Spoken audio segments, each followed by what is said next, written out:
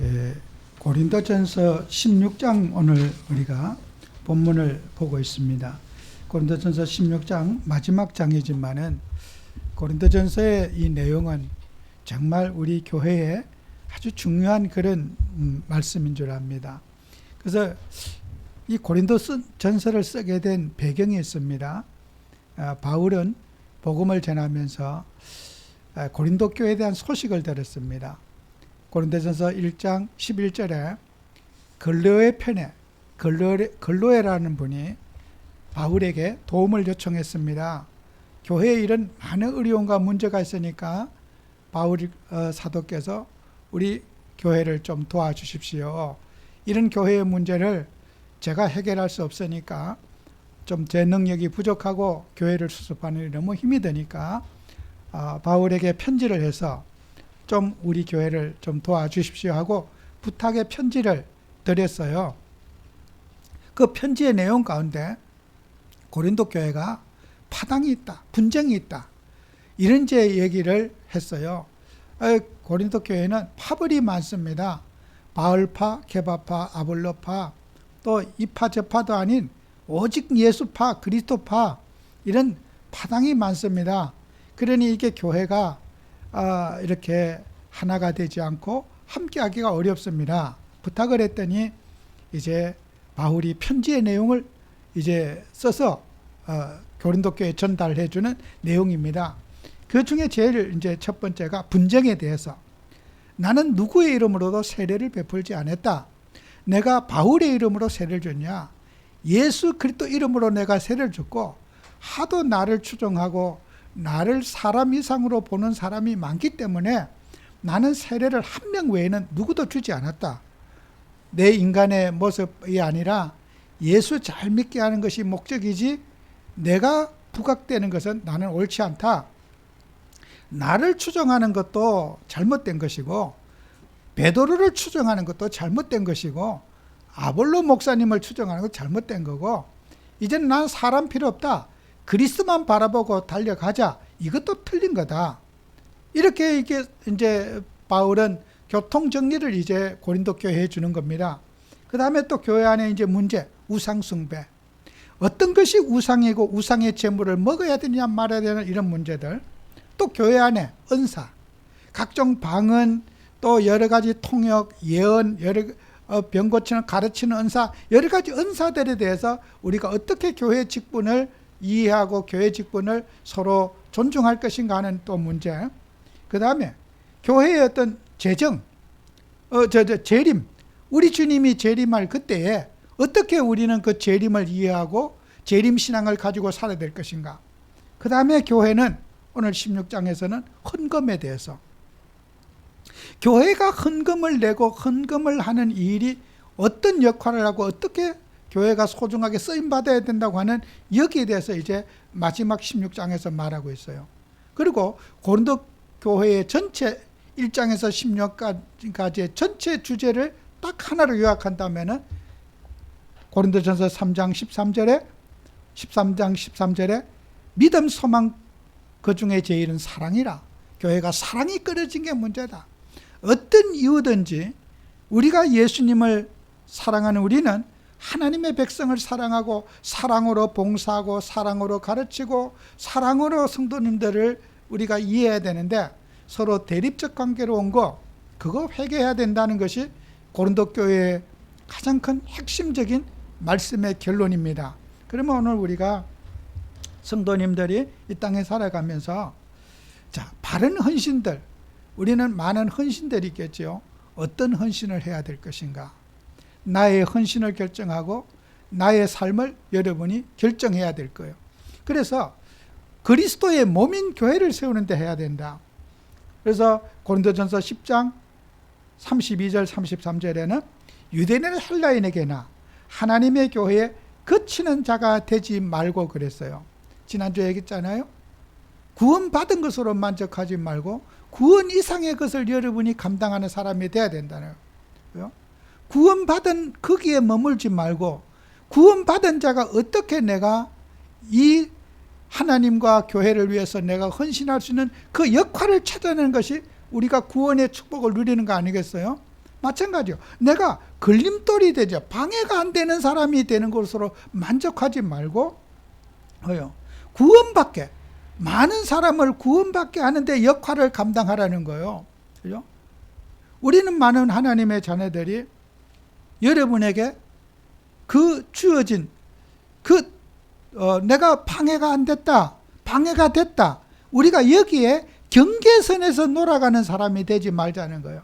사람이 쪼잔하게 다 여기까지 아슬아슬한 인생이 아닌, 내가 방해가 안 되는 정도가 아니라 유익을 끼치는 사람, 헌신하는 사람, 살리는 사람, 구원의 복음을 이루는데 내가 역할을 감당하는 그런 데까지 이르러야지 우리의 믿음이 조화가 된 사람이라고 하는 말씀이겠죠.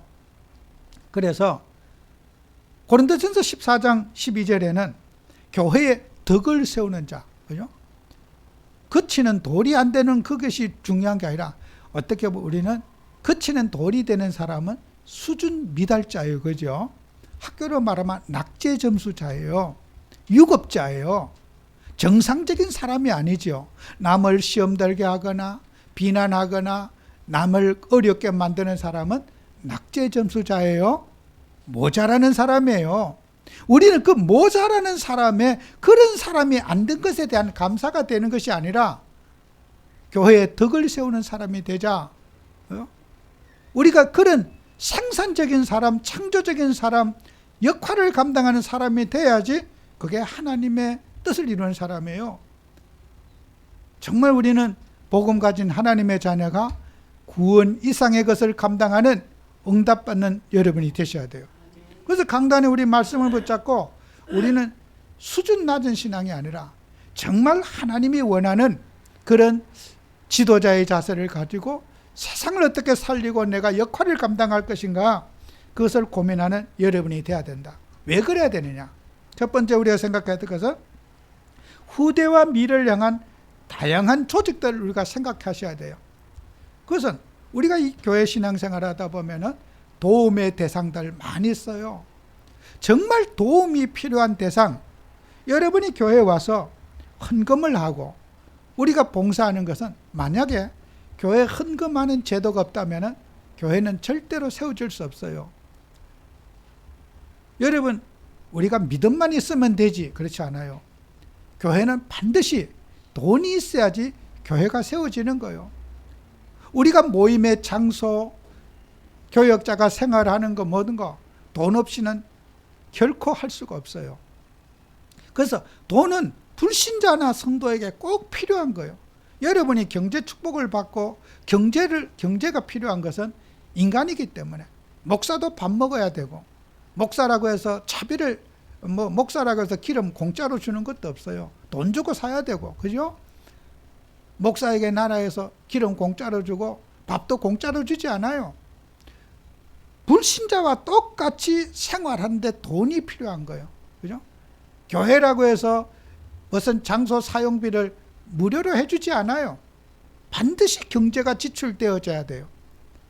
교회에 만약에 헌금이 없다면 교회가 세워질 수 있겠습니까? 존재할 수 없겠죠. 그만큼 우리 교회는, 어떤 사람은 돈을 너무 강조한다, 교회가 돈뿐이 뭐냐, 그렇지 않아요. 교회는 경제의 필요성은, 교회도 여러분도 돈이 필요하다는 것은, 이거는 아무리 강조해도 지나침이 없어요. 바울도 복음을 전하면서 갈라디아 2장 20절에 다만 우리에게 가난한 것을 기억하도록 부탁하였으니 나도 본래부터 힘써 행하여 왔노라 그랬어요. 바울도 복음을 전하면서 정말 건강이 안 되고 환경이 안 되고 노동력이 없고 정말 도와줘야 될 대상들, 그죠? 믿음으로 기도하면 먹고 살 일이 생기는 게 아니잖아요.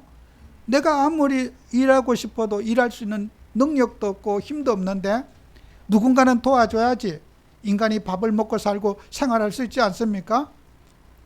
여러분, 복음 가진 하나님의 자녀는 우리는 도움의 대상들을 잘 살펴야 돼요. 그리고 로마서 15장 26절에는 이는 마게도냐와 아가야 사람들이 예루살렘 성도 중 가난한 자들을 위하여 기쁘게 얼마를 연보하였습니다 그랬어요. 우리가 착각을 많이 일으키는 경우가 많아요. 동정심에 우리의 선입관념으로 생각하는 일들이 많아요. 자, 예루살렘은 어떻습니까? 이스라엘의 수도가 예루살렘이에요. 예루살렘은 가장 이스라엘에서 부자 동네고 정치 권력 모든 공무원들이 가장 밀집되어 있는 곳이 예루살렘이란 말이에요. 예루살렘 지역에. 왜 예루살렘 교회에 그렇게 부자 동네에 돈 있고 권력 있고 가진 거 시골에 없는 거 다 있는데 왜 예루살렘 교회에 우리가 선경검해야 되느냐? 오늘을 사는 우리가 좀 생각해 보셔야 돼요.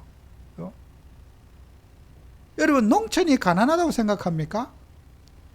여러분 혹시 이 자리에 농촌은 가난해, 그런 분들 있습니까? 현장을 한번 가보세요. 농촌이 가난한지 도시가 가난한지. 농촌이 가난합니까? 그게 어느 나라 어디나 생각해요. 농촌 사람들은 생활비가 안 들어요. 농사 짓고 일하잖아요. 전부 다 요즘 노인들도 나라에서 얼마 나오죠? 다 키핑하고요. 돈 쓸 일이 없어요. 일하고 농사 짓다 보니까 전기세가 그런 농촌에 혜택도 많아요. 거의 다 무료예요. 세금도 없죠. 버는 대로 다 그냥 통장에 들어가면은 쓸 시간이 없어요. 일하느라고. 무슨 세금이 나갑니까? 뭐 나가요?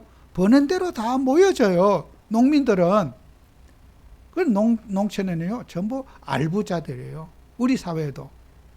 통장에 돈이 두둑해요, 농민들이요. 도시의 사람들은 어떻게 해요? 생활비가 많이 들어가요. 무슨 움직인다 하면 돈 들어가. 버는 거는 드는데 나가는 게 더 많아. 도시에 살면서 숨 쉬고 사는 것이 돈 번 거예요. 도시에 살면서 1년에 단으면 얼마라도 저축할 수 있는 사람은 그건 대단한 사람이에요. 도시에서는 저축이 어렵습니다. 너무 지출이 많기 때문에요. 학교를 보내거나 뭘 어떻게 하거나 생활비가 너무 많이 드는 것이 도시예요. 예루살렘 교회는 그렇죠? 도시 사람은 세금도 더 많이 내요. 주거비도 많이 내고 각종 세금이 다 묻고, 여러분이 식당에 가 밥을 먹어도 부가가치세가 나가고 물건 사도 나가고 이러니까 도시의 사람들은 어려운 사람들이 더 많아요. 그러니까 선교 현장을 예루살렘은요, 그 사는 사람들은 로마의 공무원들과 군인들이 딱 있어요. 불꽃 같은 눈으로 감시하기 때문에 세금 농민처럼 농촌의 시골에 사는 사람들은 세금 파악이 안 돼서 세금을 못 내요. 그런데 도시 사람들은 다 돈 벌고 나가는 게 다 보여. 로마의 정치인들이요, 세금 싹 몰수하고 수입 있으면 싹 몰수하니까 이 도시에 사는 사람들은 가난에 찌들려 있는 거예요. 그러니까 이해가 안 가지, 그죠? 예루살렘 교회를 어떻게, 시골 사람들이 예루살렘 교회를 어떻게 선거하는가 이해가 안 가지, 그죠? 성경 말씀에. 성경에 그 예언이 수없이 나와요. 예루살렘 교회에 선교원금 보냈다는 내용이 수없이 나옵니다. 왜? 부자 동네에. 지금도 그렇습니다. 지금 우리가요, 선진국에 사는 선교사님들 굉장히 어렵습니다. 선진국이니까, 일본에 돈이 많으니까 선교비 안 보내요. 미국 선교사님한테 선교비 안 보내요. 그러니까 어떻게 해요? 선교사님들이 파송받아도 어떻게 해요? 찌꼬리 많은 선교비 받아갖고 안 되니까 때로는 청소도 다니고 펜트칠도 다니고 막노동을 다니면서 먹고 살아야 되잖아요. 그러니까 주말에 직장 안 가는 날에 잠깐 교회 일 하는 거 외에는 교회 일을 할 수가 없어요.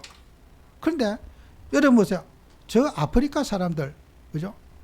여러분 돈 100불만 있어도요, 풍족하게 살아요. 100불만 가지고도. 제가 2000년대 초에요, 제가 어떤 그 선교에 이렇게 심부름을 하면서 하도 이제 그런 여러 가지 잡음들이 많아가지고 제가 어떤 그 비밀 좀 이렇게 조사위원회 지시를 받았어요. 그래서 이제 그 총회가 또 협회가 지시를 해서 제가 그 일을 조사하는 심부름을 받은 적이 있었어요. 그래서 현황을 파악해가지고 좀 보고 좀 해달라. 하도 말이 많다.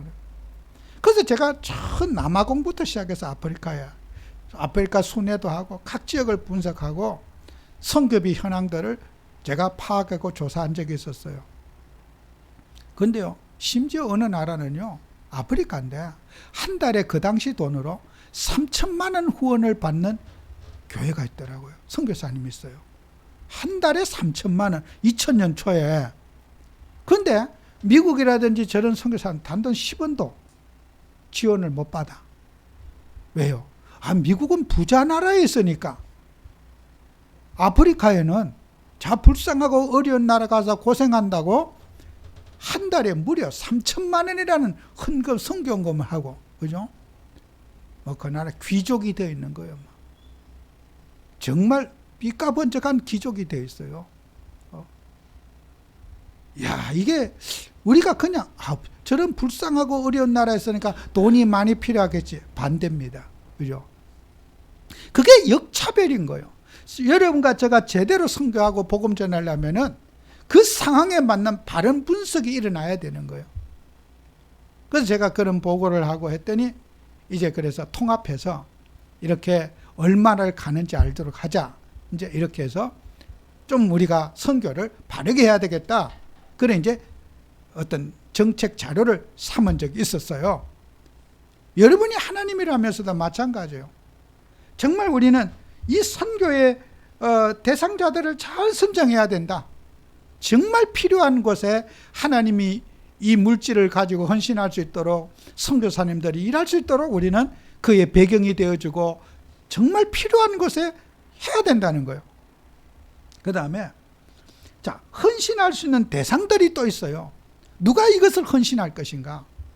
사도행전 19장 29절 30절에 보면은 제자들이 각각 그 힘대로 유대에 사는 형제들에게 부조를 보내기로 작정하고 이를 실행하여 바나바와 사울의 손으로 장로들에게 보내니라 그랬어요. 여러분요, 우리가 초대교회가 가장 복음을 전하는데 이 헌금을 안디옥 교회가 모아가지고 예루살렘 교회에 보냈어요. 그런데 보내는 사람 누구 보냈냐?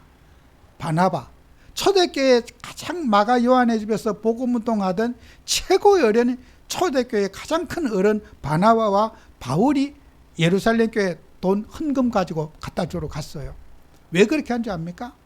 여러분, 돈은요, 굉장히 돈을 맡은 자는 책임이 중요한 거예요. 여러분, 사람이요, 돈 이거 버는 것도 중요하지만 돈은 못 벌어서 가난한 게 아니라 관리가 어려서 가난해지는 거예요. 다 누구든지 돈 벌어봤어요. 근데 돈이 없어요. 왜 그럴까요? 관리가 안 돼서 그런 거예요. 돈을 못 벌어본 사람은 없어요. 근데 관리가 더 큰 문제가 되는, 교회 헌금도 마찬가지예요. 교회에 가장 믿음 좋고 신실한 사람, 바른 분들이 교회의 헌금을 관리하고 그것을 집행하고 그것을 책임져야 된다고 하는 뜻이에요. 그래서 우리는 교회가 그런 그들이 우리가 하면서요, 빌립보서 4장 10절에서 20절에도 바울은 그런 말 하잖아요. 11절에는 내가 모든 형편에 자족하기를 배웠다. 내가 돈이 소중하지만은 내가 돈에 매이지 않는 내가 삶을 살아간다. 13절에는 내게 능력 주신 자에서 내가 모든 것 다 할 수 있다. 돈은 꼭 필요한 거지만은 나는 돈에 매여서 사는 사람은 아니다. 그게 바울의 신앙 고백이에요. 하나님의 은혜로 내가 돈에 소중하지만은 돈의 노예가 돼서 살지는 않겠다고 하는 거예요. 그리고 바울은 또 말하잖아요. 16절에 데살로니가 있을 때에도 내가 한 번뿐만 아니라 두 번이나 나의 쓸 것을 보내줬고, 또 18절에도 내게 모든 것이 있고 풍부한지라 에바브로데 편에 너희가 준 것을 내가 받았으므로 풍족하니 이는 받으실 만한 향기로운 제물이요. 바울은 복음을 전하면서 많은 성도님들이 복음 전하는데 물질적 헌신을 바울에게 해줬고, 바울은 그것을 감사하다는 편지를 이 고린도전서의 서신서에다 그 감사의 표현을 하고 있습니다. 여러분과 저는 정말 우리는 이런 일에 여러분이 우리가 기도하면서 정말 우리는 앞으로 어떻게 해요? 교회 조직을 세워나가는데 여러분은 큰 역할과 힘을 감당하는 여러분이 되셔야 돼요. 그래서 우리는 교회 일을 하는 데는 일꾼이 먼저 세워져야 돼요. 그래서 일꾼이 여러분 세우는데 고린도후서 8장 20절에 이런 말 있잖아요. 이것은 조심하면 우리가 맡은 그에게 연보에 대하여 아무도 우리를 비방하지 못하게 하려 함이니 그랬어요. 여러분요, 우리가 교회의 헌금에 대해서 누가 비난을 해요. 그러면요, 비난하는 사람이 잘못일까요? 아니면은 그것을 바르게 알려주지 않은 사람이 잘못일까요?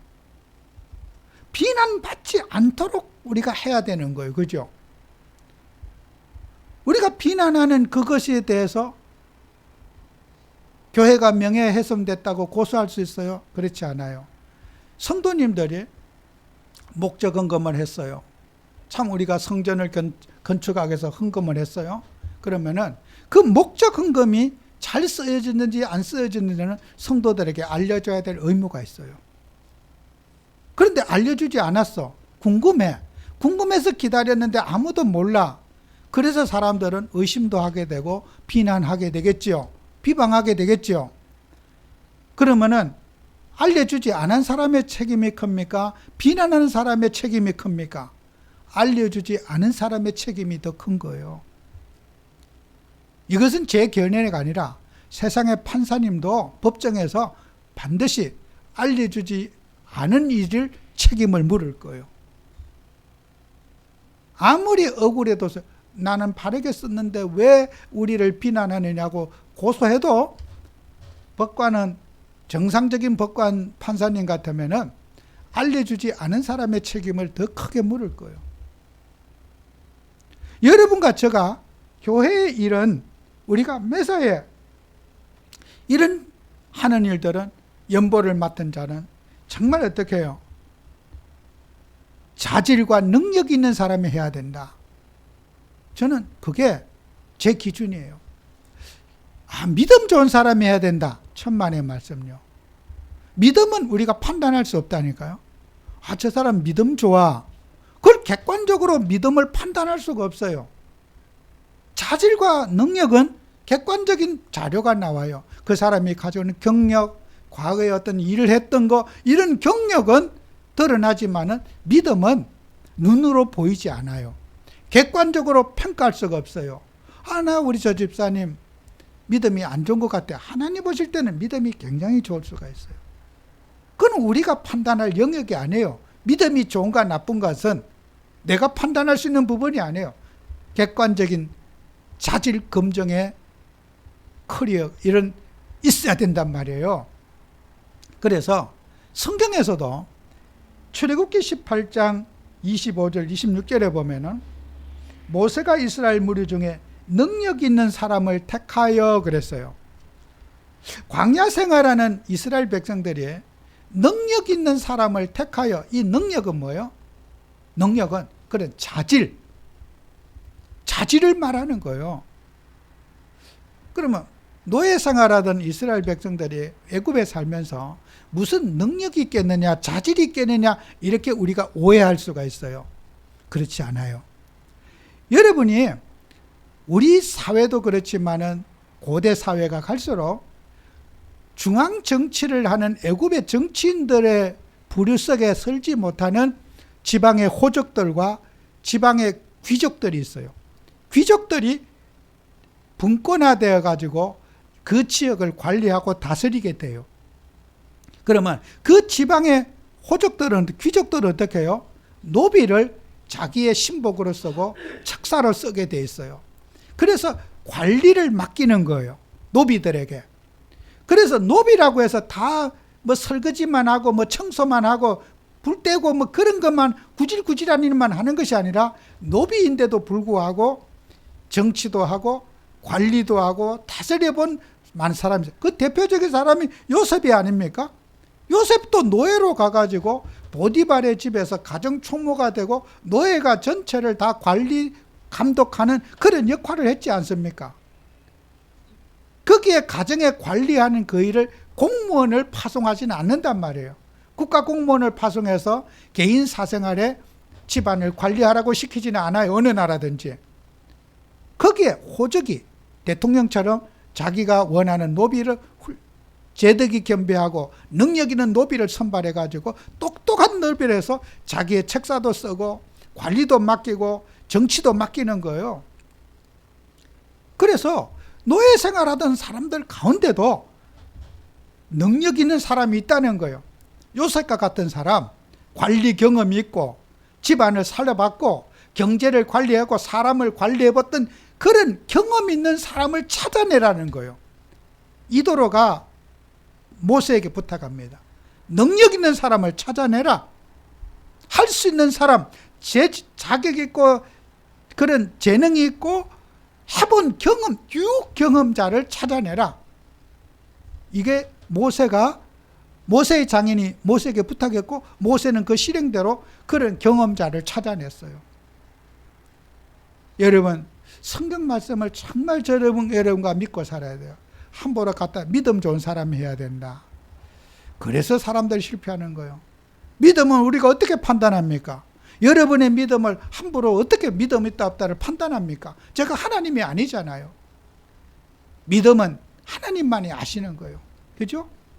여러분과 저는 우리 교회 생활하면서 많은 분들이 교회에서 말씀을 놓쳐요. 육신의 경험과 그런 육신의 어떤 했던 것들을 무시하는 경향이, 교회는 절대로 그러면 안 돼요. 교회는 경험자를 존중해주고 경험자에게 일을 맡기는 것이 반드시 필요하다. 내가 경험이 없는 사람, 예를 들어서 가정주부가 주식 투자를 하고 코인을 사고 무슨 일을 해갖고 한순간에 돈을 많이 벌어봤어.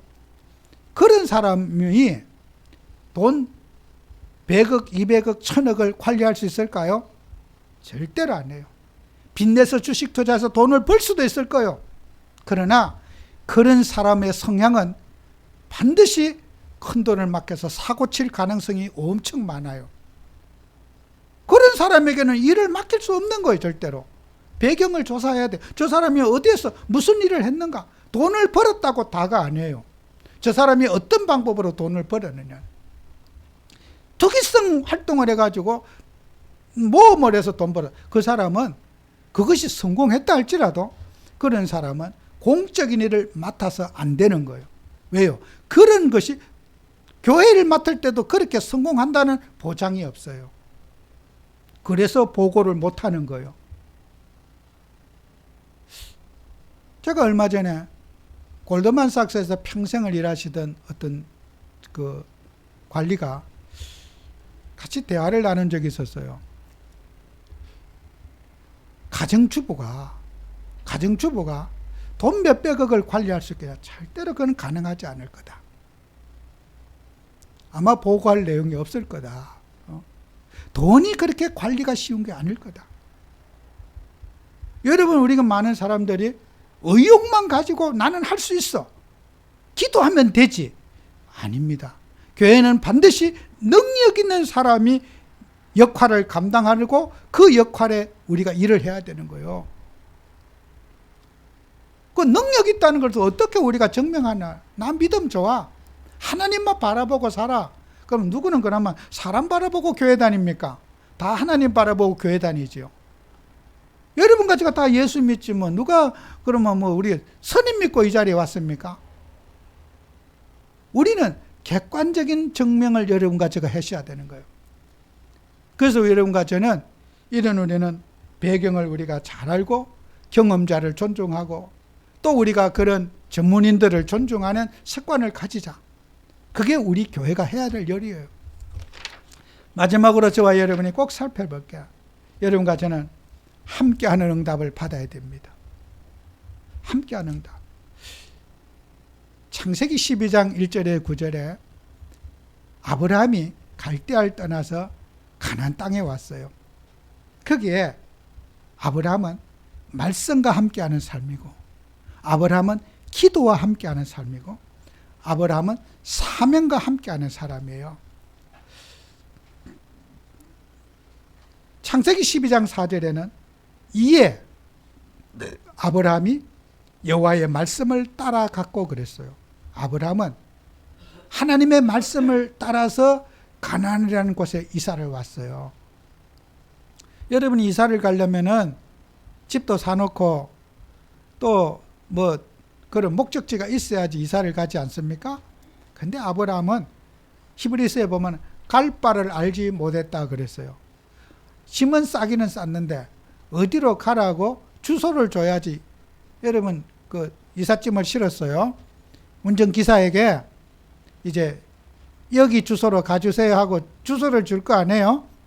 그런데 아브라함에게는 주소를 받지 않았어요. 지금 어디로 가야 될지를 모르는 거예요. 이삿짐이 집도 안 사놨고 지금 그 출발하는 데가 목적지가 없어. 출발은 했는데 목적지가 없어. 하나님이 내가 내게 지시하는 땅, 말씀을 따라가는 거예요. 그 말씀 따라왔는데 가나안 땅에 왔어. 그리고 하나님은 가나안 땅에 집도 안 사놓으시고 또 거기에 집도 안 사주시고 어디다 짐을 풀어라 말씀도 없어요. 가나안 땅에 오기는 왔는데 짐 풀을 곳이 없어요. 롯도 데리고 오고 아내도 데리고 3명이 왔는데 집도 안 사놓고 진짜 무대책으로 왔어요. 이건 진짜 상식적으로 맞지 않아요.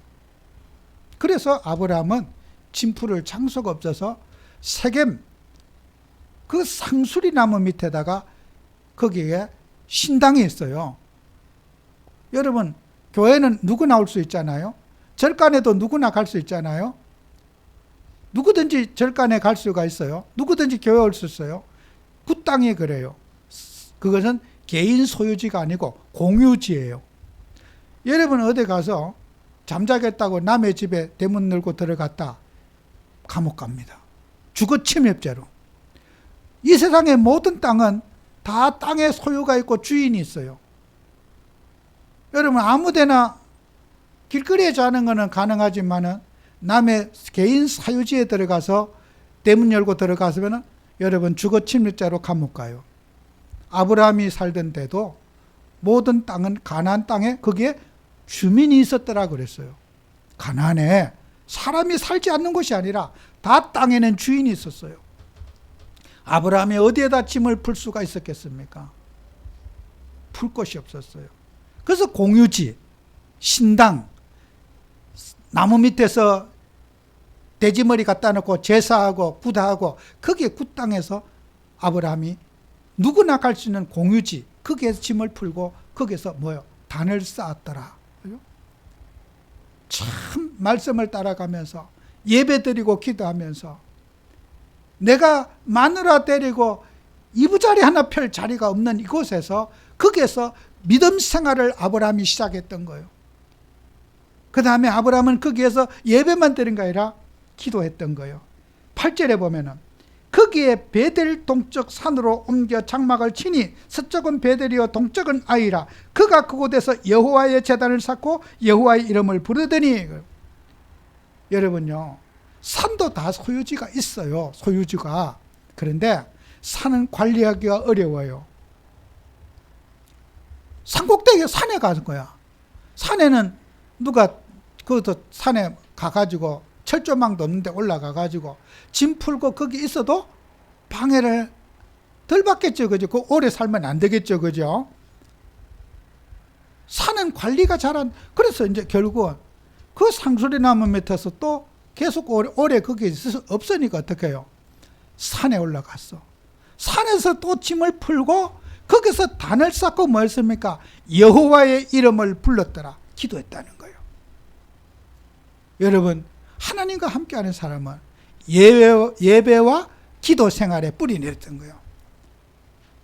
왜 그랬습니까? 아브라함은 사명 12장 2절 3절에 있잖아요. 내가 너로 말미암아 모든 민족이 복을 받고, 그죠? 너를 저주하는 내가 저주하고 너를 축복하는 내가 축복하고 천하 만민을 너를 위하여 복을 받을 것이라. 육신의 나라가 아니라 하나님의 나라, 그리스도운동 생명운동을 통해서 세계가 너를 말미암아 그리스도로 말미암아 복을 받게 되는 나라의 조상이 되게 하고 너로 말미암아 그 믿음을 이어가게 될 것이다. 영적 사명을 아브라함이 가지고 살았던 거예요. 육신을 쫓아서 아브라함이 가나안에 온 것이 아니라 그 사명 속에서 아브라함은 하나님과 함께를 누렸던 거잖아요. 그러면 우리는요, 아브라함은 성경에 믿음의 조상이라고 그래요. 아브라함이 어떤 믿음을 가졌습니까? 우리가 아브라함의 믿음을 가지고 저와 여러분이 살아야 될 거예요. 말씀 따라 살아가고, 정말 눈에 잡히는 것 없고 만지는 것 없고 보이는 것 없지만은 주님 앞에 말씀 따라가고 그 말씀 속에서 기도해서 응답받고 하나님의 이 복음운동, 생명운동이 땅끝까지 이르도록 우리는 그 사명 붙잡고 살아야 될 겁니다. 제가 어떤 분에게 그런 이야기 했어요. 이번 주에 회의를 하면서. 사람을 욕하는 것은 좋지만은 그리스도를 욕하지는 마세요. 제가 부탁합니다. 사람은 욕할 수가 있습니다. 그러나 예수가 그리스도이심을 욕하지는 말아주세요. 예수님만은 욕하지 말아주세요. 예수님이 잘못된 게 아니고 인간이 잘못된 겁니다. 인간 욕하는 거는 내가 어떻게 하든지 저도 욕받을 수가 있고 하니까 그럴 수 있지만은 예수님이 그리스도심을 부인하거나 예수님이 그리스도라는 사실을 욕하지는 말아주세요. 우리가 선이 있습니다. 그리스도가 잘못됐다고 말하지 말아주세요. 그리스도는 영원한 우리의 하나님이시고 예수님이 그리스도를 하셨고 그리스도 때문에 죽으시고 그리스도로 이 자리에 함께하고 계십니다. 입이 삐뚤어져도 말은 똑바로 해야 돼요.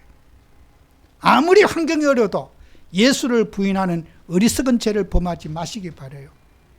사람에게는 섭섭할 수 있어요. 우리 예수님은 진실하신 분이고 십자가에서 피 흘려 죽으신 그 예수 그리스도는 영원한 우리의 왕이시고 나의 인생의 구주가 되십니다. 그분은 여러분의 위로자고 그분은 여러분을 축복하실 겁니다. 사람 이상하다고 내가 시험 들면 됩니까? 예수님이 시험 들게 한 게 아닙니다. 인간이 유혹에 빠지고 인간이 잘못한 거지 우리 예수님이 죄를 짓도록 예수님이 힘주신 거 아닙니다. 예수님은 살리시기 위해서 이 땅에 오신 것이고 죄인을 구원하러 오신 예수님입니다. 예수님에게는 손대지 마세요. 예수님을 모독하지 마세요. 제가 어느 목사님에게 간곡한 부탁했어요. 아무리 화가 나도 선이 있습니다. 예수님은 욕하지 말아주세요. 우리가 예수님을 존경스럽고 예수님을 사랑하는 그 중심만큼은 저와 여러분이 변함이 있어서는 안 될 겁니다. 사람에게 상처받았다고 교회 다니는 사람 싸잡아서 예수님이 그렇게 했다고 천만에요. 인간이 잘못된 겁니다. 인간이 인도를 못 받은 것이고 하나님의 말씀을 어긴 겁니다. 그죠? 우리 예수님 총기와 영광을 돌리는 저와 여러분이 되도록 정말 우리는 예수님을 세우는 우리 교회가 되도록 여러분이 기도하는 여러분 되시기를 축원합니다. 기도합니다. 주님, 우리는 정말 주님의 몸된 교회를 위해서 우리 예수님을 영화롭게 생각하고 예수님의 이름이 우리를 통해서 존귀하게 되는 응답을 받는 저희들 되게 해 주시옵소서. 정말 우리의 모든 성도의 삶 속에 예수가 그리스도심을 붙잡고 그 언약 속에 승리하는 우리 성도님들이 되게 해 주옵소서. 예수님 이름으로 기도합니다. 아멘.